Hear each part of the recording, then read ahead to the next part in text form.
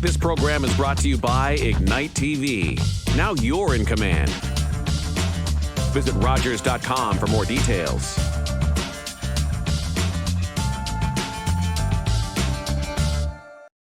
Playoffs. Oh, and Jerry's back. It's Sports QuaranTV.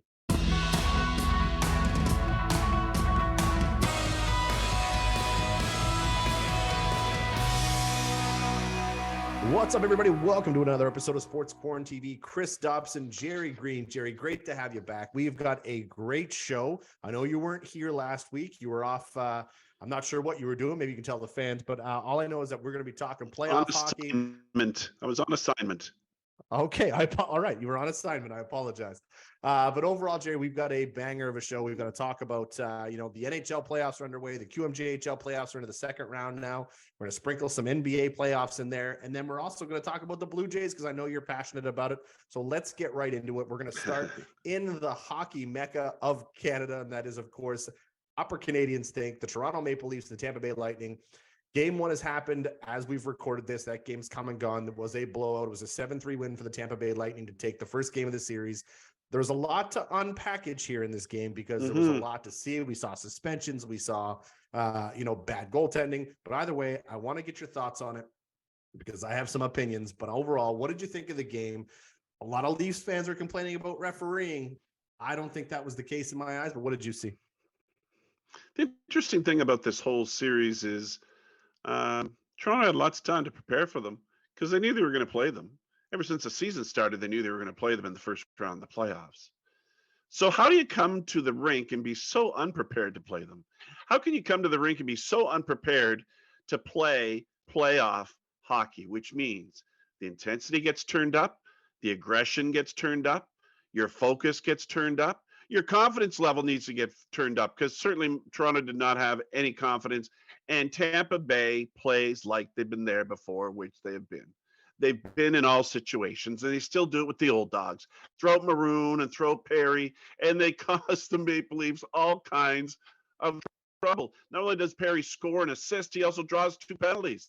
I mean, he wasn't even out there that very long. And you could just see the confidence of a Kucherov and a Point and a Cirelli and all those guys up front. And you saw no confidence in the Toronto Maple Leafs, like they're afraid to make a mistake rather than make something happen is what I saw. So where things for me started to go awry, and that was the opening faceoff at home for the Toronto Maple Leafs, and Sheldon Keefe starts with his third line. Okay, 90 seconds in, you're right. They made them pay because they got outbeat third line to third line. But what Sheldon Keefe is doing, and again, I'm not trying to sound as a Habs fan crapping on Maple Leafs fans because this is not what it is. I actually think the Maple Leafs, we'll see what happens with the bunting suspension, but I thought they had this series. I was like, you know what? This is the year. The Leafs are getting out of the first round. I always say the hockey fan first, Habs fan second. But it's stunning to me how in your home ice on game one of the playoffs, people had paid $500 minimum plus dollars to be in this rink. And you start the game with your third line in the faceoff circle. First of all, Sheldon Keefe got out coached by John Cooper, who, by the way, is an amazing hockey coach. And you're right. Now, looking at the statistics going into it, one of the things that people always asked was goaltending for the Toronto Maple Leafs. You know, with Matt Murray not ready to go, Samsonov's there, and they got Wall behind him. So Samsonov's your guy. Going into the night, Samsonov's playoff record was 1-6 going into this game. Okay? They came on out. Now it's 1-7. Then you got playoff Vasilevsky, and it was very bold of Toronto to spot playoff Vasilevsky 2 goals to see if they could come back and win it. And there was a brief period where the Leafs decided to make it close, but then a bonehead penalty after bonehead penalty, and then a questionable goal call, which again, from where I saw, I couldn't see it. I think they just couldn't overturn it.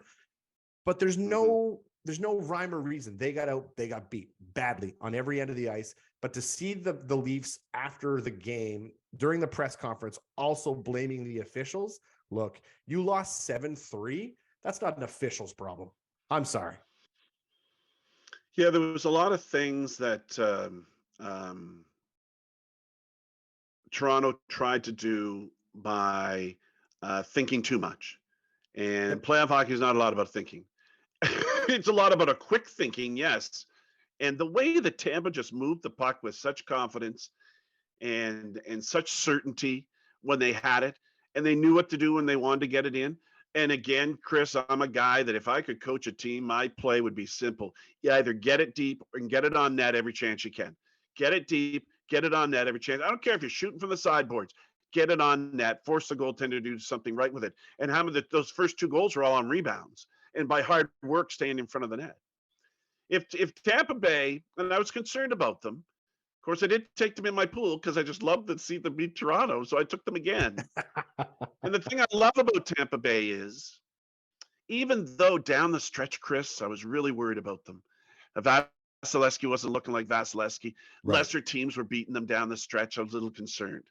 But these guys have been through it so many times, and I was so happy in the first 5 minutes on how they came out and showed Toronto how to play playoff hockey. It was a lot of fun. Toronto cannot, Chris, cannot lose game number 2, or it is done. If they can't come out and turn up their intensity, if they lose both games at home, it's over. It is done. It is done. Yeah. What's really interesting is, and good on Tampa, again, you talked about preparation for their opponents, and the Leafs weren't ready.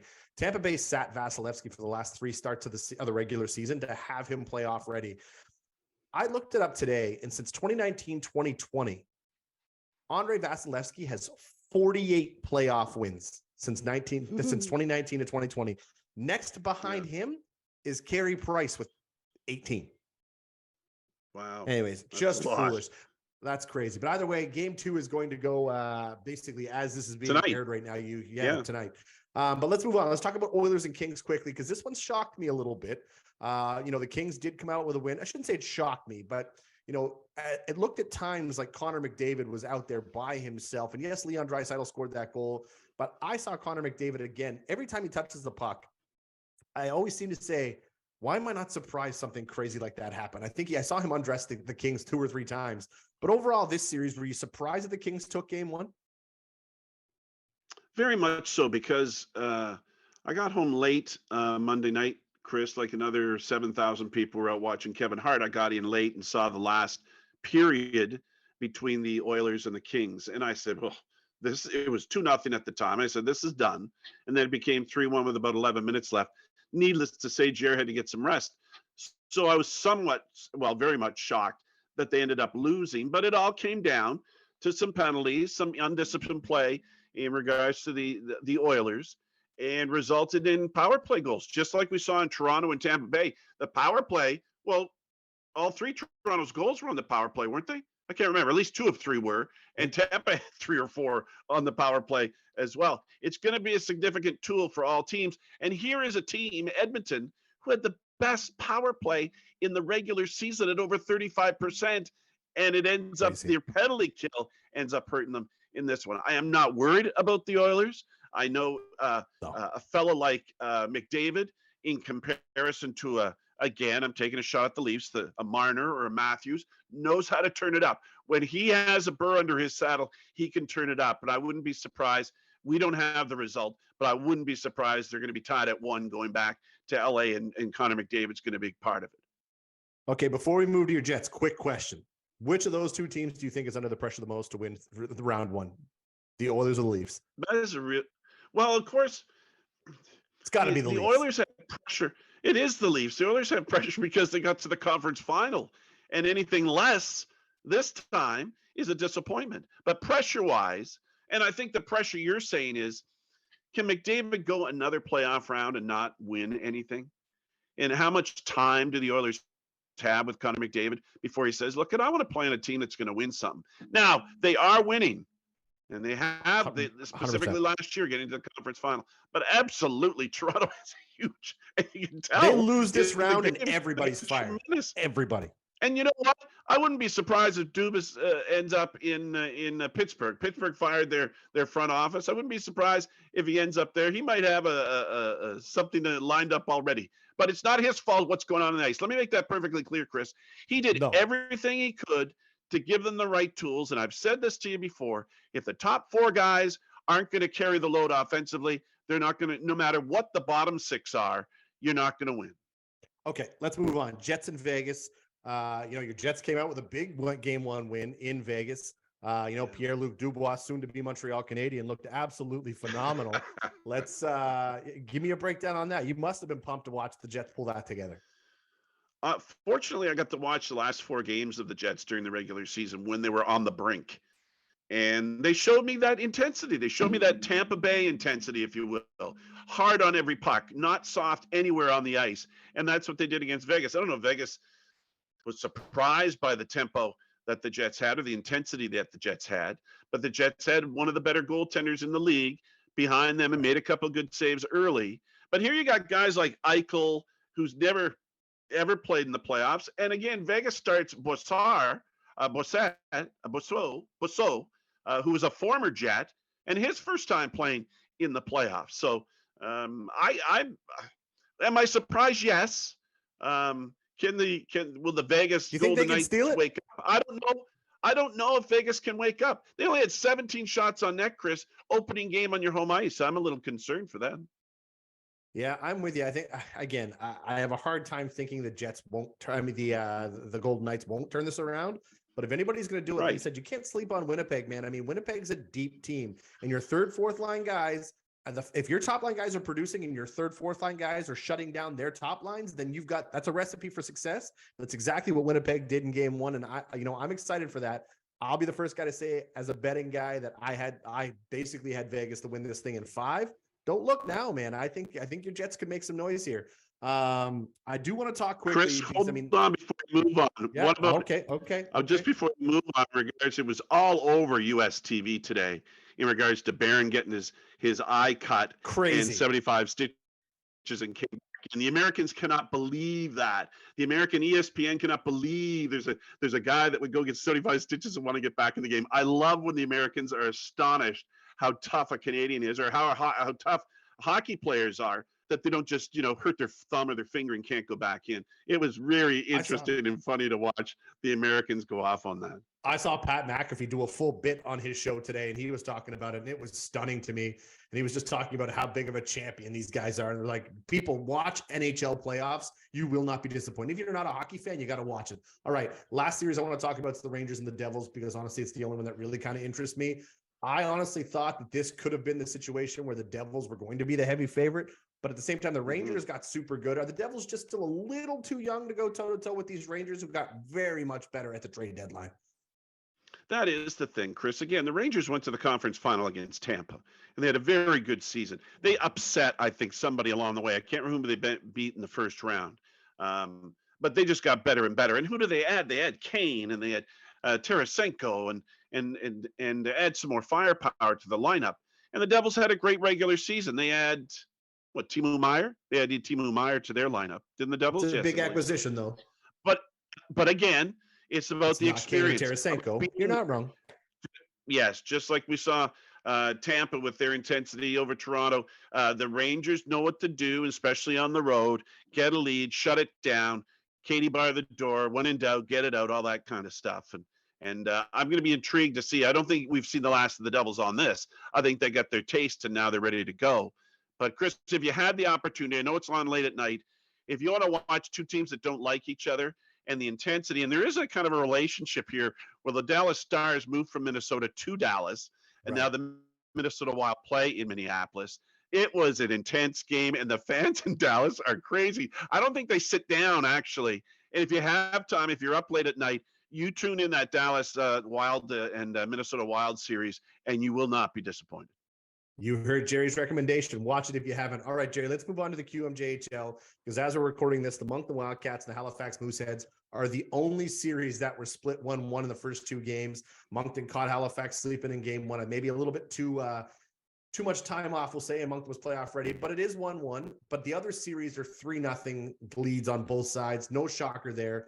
This has got to be one of the first time that the Q has been so top heavy that nobody's really standing a chance. The favorites were winning, except for the Mooseheads at this point. And again, I think the Mooseheads are going to turn this thing around, because Moncton's tired. Moncton had a tough first round series against Baie-Comeau, and they looked it in game 2. In fact, Halifax was the better team in game 1. Moncton just got the best of them. Do you think there's a chance that Moncton could shock anybody, or is this going to, just because Halifax lost 1, are they going to lose the next 4? Well, the Moose had the 3 top leading scorers in the league. They're good defensively. I can't see how Moncton could Moncton's got to be happy with the series that they had with Baie-Comeau. Oof. Two evenly matched teams that went toe to toe. Game 7. Everybody loved the series. Everybody loved the entertainment value that it brought, especially with all the overtime drama that it had in that series. But you look at Sherbrooke hasn't lost a game yet. They're 7-0. Quebec 7-0. Gatineau is 6-1. Gatineau, remember, lost a game to the St. John Sea Dogs, and God bless the St. John Sea Dogs for putting up a fight against a much better opponent and getting a victory on home ice in front of their fans. But Moncton got that victory in Halifax, and that can happen. Just like the Kraken surprised the Avalanche the other night with a victory. Yeah. But, the little bit different story. But I do certainly see Halifax being a little bit more determined, a little bit more focused. And I would think they could win. If it goes 6, I'd be surprised. I'm thinking 5. I think Halifax could win the rest of the way. But you know what I didn't like, Chris, about this series? And I know it's been a controversy. We're talking about 6 foot, 196 pound Leroux up against a 5'9", 165 pound Loshing. And not only just because of that hit, Chris, there's another instance in this series already where he's gone toe to toe with him and hit him hard along the boards. I just think pick on somebody your own size is what I'd like to say. That hit, the Wildcats had announced that hit is keeping Loshing out of game 3. So Loshing's not even playing. And of course, he is their leading goal scorer right now in the postseason. He's looked great. But overall, yeah, I do agree with you a little bit. But at the same time, where do you draw that line? It's playoff hockey. And if you're playing, you should be there. Yeah. But to me, I think my issue is, and look, I've been one of Zachary Leroux's toughest critics over the last 2 years. That hit that everyone keeps talking about Zach, it was a clean hit. I have no problem with the hit. It was unfortunate. But people calling for his head and suspensions and tagging the Q in every tweet.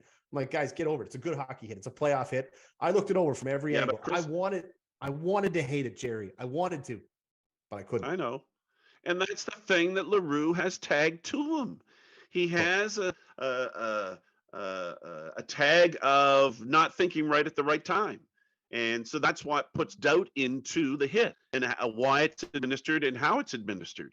So he brings that with him. He's done it over and over again, questionable in his conduct on the ice. And as a matter of fact, off the ice. His last suspension was something to do with off the ice. So, Chris, let's say Halifax does go on. That's when the conferences spin around, where then the Mooseheads would take on Sherbrooke and Quebec would then meet Gatineau. Because, of course, if you didn't know, if folks didn't know, Halifax and Quebec in the same conference, Sherbrooke and Gatineau are in the same conference. So they cross over for the semifinals. And that's what would happen if Halifax does move on past Moncton. If Halifax gets through Moncton, you're going to see a bunch of teams who are very powerful and very talented go toe-to-toe with each other, and it should be very entertaining from the semis to the finals. But anyways, we got to move on, Jerry. I want to talk about Major League Baseball. I want to talk about the Toronto Blue Jays. First and foremost, the topic on everybody's mind is, should the Blue Jays be worried about Alek Manoah at this point? I mean, is it still a little too early in the season to throw in the white flag? But at the same time, it's got to be a little concerning. It's keeping everybody on edge. Have you watched him, Chris? Have you watched him pitch? I have. Okay. Here's a statistic that'll blow your mind. And I noticed it. And, it's not about he's 1-1. It's not about the Blue Jays not scoring when he's on the mound. It seems like as soon as he gets on the mound, first inning, 2 runs. Because you know why? He walked 15 batters in 19 innings. He's walking too much. He's trying to be too fine with his pitching. And it's really, coming into the season, you had Manoah and Gosman, and you was hoping Barrios was going to be better, and you were somewhat worried about Bassett, and you were worried about Kikuchi. And who's being the star so far, Chris? Kikuchi. He's 2-0, and he's throwing strikes. He struck out 17 guys. He's not a worry. Bassett pitched the other night, not a worry.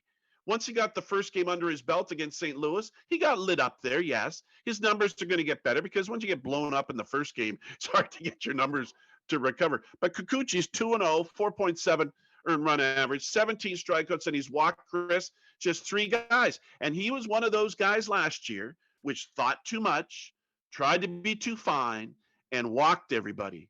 And you know what's happened, Chris? This pitch clock, he's not thinking as much. He's just getting the ball back and throwing again. He's going with Jansen. He's going with Kirk, whatever they say. He's throwing the ball as hard as he can. He's been impressive to me. If you want to talk a star of the first 20 games of the season, has been Kikuchi for the Blue Jays. Oh, without a doubt, not even close. If you look at from fan favorite perspective, it didn't take long for Kiermaier to jump into everybody's good graces. Springer's doing what he does. Chapman's doing what he does.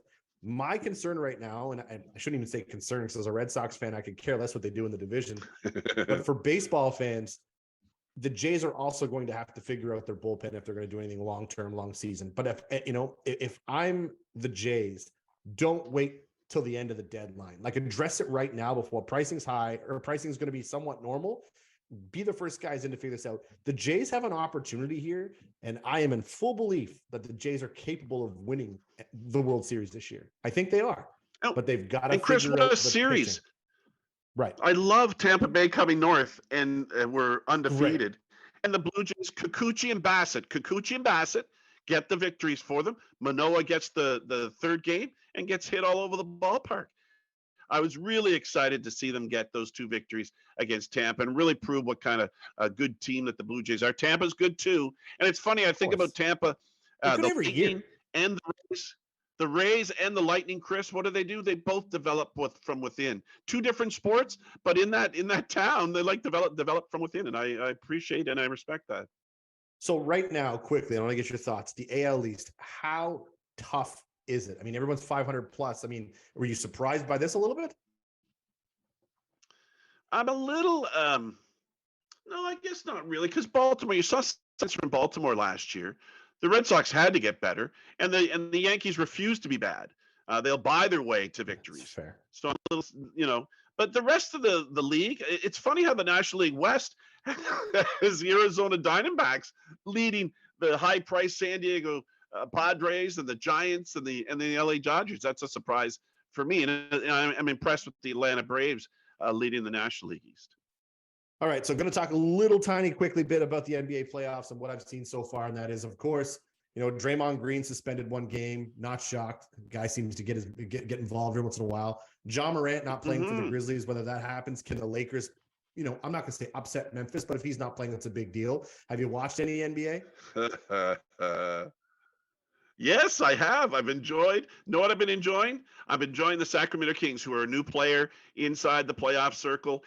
Fair. They've never been in for a long time. And I'm watching Kawhi, too. I'd love to see what Kawhi Leonard's doing with the Clippers. I'd love to see the Clippers beat Phoenix. Of course you would. You're not a Durant fan, and you've been looking for any opportunity to watch Durant lose. And if that's the case, and Kawhi gets to do it. But yeah, it could be, the Clippers, the Lakers. Either way, it's been fun to watch, but it looks like the Golden State Warriors could be dethroned. But we'll talk more about the NBA next week. Well, Gerry, it's hard to believe it's already that time. Let's wrap this thing up, and we're going to start where you always start because the season's almost over. The MHL has hit the finals. We're down to the final 2. What's been going on? It's the Edmonton Blizzard from the north and the Yarmouth Mariners from the south. Mariners had an easy time of it all the way to the final by sweeping 2 series, while Edmonton was taken to 6 games by the Miramichi Timberwolves, but then swept through Summerside to get to the final. They've played 2 games now, Chris, and 2 totally different games. Game 1 was 1-0 in favor of Yarmouth. Game 2 was 7-5 in favor of Yarmouth in the Mariners Center in front of over 1,500 fans, Chris. Now they're going to head north and play 3 games in Edmonton starting tonight, Friday, and Sunday. And the interesting thing is they're going to get 2,500 plus in Edmonton to see that. So 2 teams that are very well supported, 2 very good teams that sat on the top of the standings all season long are going at it for the MHL championship. The Mariners have a 2-0 lead in the best of 7. And it's interesting, Chris, geographically, 7.5 hours separate Yarmouth from Edmonton. That's if you take the ferry. Chris, if you go around, it's 9.5 hours. So 2 geographically opposites in the MHL that couldn't be any farther apart. The winner goes, of course, on to represent the league at the Centennial Cup. That happens May 11th through the 20th. It's in Portage La Prairie, Manitoba. Chris, the Commanders football team, what are they doing? Have they found a new owner? Well, it looks like it is all but said and done at this point. The Washington Commanders sail from owner Dan Snyder to the Josh Harris and his group, which of course includes Laker legend Magic Johnson. It was a record-breaking little north of $6 billion. The NFL received the details of the transaction. According to Sportico, The deal's going to set a record, as mentioned. The previous record was 4.65, and that was set by the Denver Broncos, of course, last year. The Walter Penner Group came on in and purchased the Broncos then. But overall, it's good to see this saga over. Football season is just around the corner, so at least hopefully everything runs well. The next team, of course, outside of football, we'll be watching from a sales perspective will be the Ottawa Senators, because, you know, I like watching teams get sold to people who are going to do better things with it. Gerry, some news about Tiger Woods are starting to surface a little bit. Yeah, you saw him limping at the Masters, never finished, and it wasn't a plantar fasciitis, which is, if anybody's had one, it's a painful infliction, muscular affliction, I guess, in your foot, a tendon rather. And anyways, he's going to need surgery, and the surgery, Chris, is going to put him 3 months away from any rehabilitation, and which will take months after that before he'd be able to even put pressure and use it in a game of golf. So what I'm trying to say is he's not going to play anymore this season. And really, Chris, he's played in 5 tournaments since 2020. That accident in 2020, that mysterious accident in 2020, which we really don't know what had happened and what degree of his injuries were. But he's only played 5 tournaments and only finished 3 of them, Chris. So is Tiger Woods on his, pardon the pun, last leg? Is this the last we're going to see of Tiger Woods for? He's getting older, Chris, and if he's going to sit out this season again and try to recover and rehabilitate from another injury, the future doesn't look promising for Tiger Woods, and that's sad for a golf fan like me and you. Chris, Eastern Canadian basketball team, tell us about that, or basketball league rather, tell us about that. It is well underway. The Eastern Canadian Basketball League are 5 games in now, and the Toronto Tide are 5-0. Looks like they're the team to beat. Other teams in the league are the St. John Union, Moncton Motion, of course, Bathurst Bears. The Motion actually had a game conflict scheduling at the Avenir Center. I thought we might have had to see the Wildcats back at the Coliseum for a game, but that got pushed out. The Bathurst Bears, the Valley Vipers, and the Charlottetown Power. We have already covered a game here on Rogers TV in St. John. Our first game in Moncton is next Thursday on the 27th. The Moncton Motion will be host to the Valley Vipers. Either way, it's good to see the basketball is alive and well in the Atlantic provinces. So make sure you get out there and support whatever you can. It's good to see other sports trying to come on into these arenas. I think it's great. I think the St. John opener had like 1,500 people at it. So basically halfway to what the Wildcats were posting for a Game 7.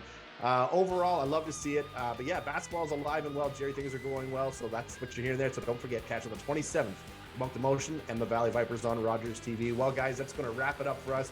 Gerry, it's great to have you back in your seat, brother. Good to see you again. Thanks for watching, everybody. We'll see you next Thursday.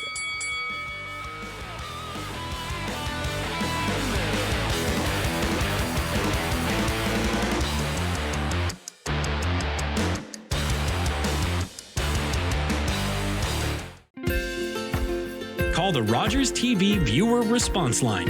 Email us or connect with us on social media. My Uncle Cheney was one of over 150,000 Indigenous children that were taken to residential schools between the 1800s and 1996. My uncle ran away from school wanting to get home to his mom and dad, and sadly he didn't make it and died of exposure. When Gord Downey found out about my late Uncle Cheney's story, he wrote Secret Path, a series of poems that became an album, then a graphic novel, a documentary, and a concert. Gord met my family, and together we formed the Gord Downey and Cheney Winjack Fund. Together we are sharing Secret Path and other reconciliation resources with legacy schools, setting up legacy spaces across Canada, and hosting events like Secret Path Week to inspire all Canadians to engage in reconciliation. Before he left us, Gord asked us all to do something. You're gonna figure it out. Will you join us? Together we can make Canada a better place. My name is Diani, host of Real with Diani Blanco, where we sit down with Atlantic Canada's inspiring leaders. Don't miss out and join us only on Rogers TV.